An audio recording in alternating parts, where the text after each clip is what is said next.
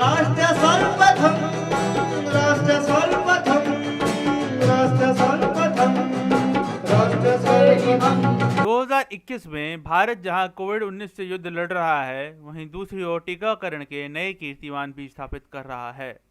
चाहे वह भारत बायोटेक की कोवैक्सीन हो या ऑक्सफोर्ड की खोज कोविशील्ड, जिसे सीरम इंस्टीट्यूट की मदद से उत्पादित किया जा रहा है। लेकिन वैक्सीन जो कि विश्व की धरोहर है, उसकी खोज भी प्राचीन भारत में हुई है। भारत विश्व का इकलौता ऐसा देश बनने की दिशा में है जहां दो विभिन्न टीकों का एक साथ सफलतापूर्वक उत्पादन हो रहा है।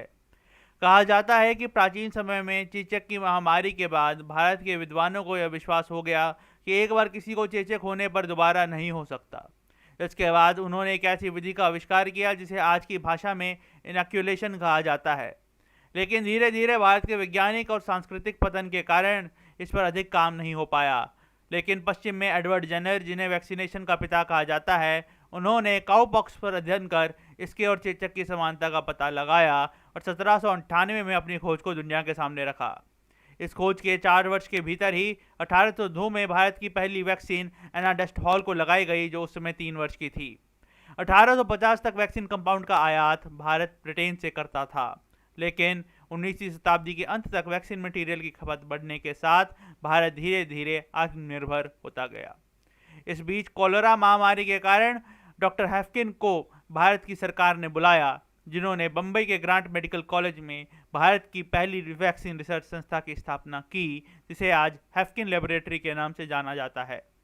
कुछ समय बाद हिमाचल प्रदेश के कसौली में CRI, दक्षिण भारत के कुन्नूर में PII की स्थापना की गई। 20वीं शताब्दी की शुरुआत में प्रथम विश्व युद्ध और इसके साथ हुई इन्फ्लुएंजा महामारी में कई भारतीय मारे गए। इसने टीकाकरण को सुलभ बनाना भारत सरकार के लिए अनिवार्य कर दिया। लेकिन कुछ समय बाद हुए द्वितीय विश्व युद्ध ने भारत की इस कोशिश को काफ़ी धक्का पहुंचाया।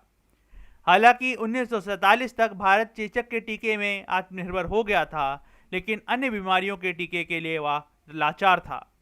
इस समय हुए बंटवारे और युद्ध के बीच भारत में मलेरिया के कई लाख केस आए और 8 लाख से ज़्यादा लोग मारे गए।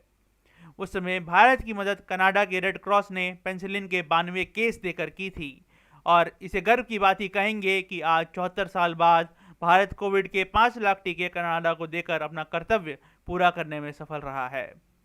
पंडित नेहरू और स्वास्थ्य मंत्री राजकुमारी अमृत कौर ने भी वैक्सीन की सॉफ्ट पावर को समझा था, और आज़ादी के बाद भारत में वैक्सीनेशन ने जोर पकड़ा और कई सालों तक भारत ने चेचक के टीके अपने पड़ोसी देशों को भी उपलब्ध कराए। 1971 तक भारत में 19 सरकारी और 12 प्राइवेट वैक्सीन उत्पादक प्रणालियां स्थापित हो चुकी थी, और पोलियो व अन्य बीमारियों के टीके भी भारत ने इजाद बाद में किए। इनके बल पर भारत कुछ ही सालों में खुद को पोलियो मुक्त और चेचक मुक्त घोषित कर पाया और एक मजबूत टीकाकरण तंत्र बनाने में भी सफल रहा।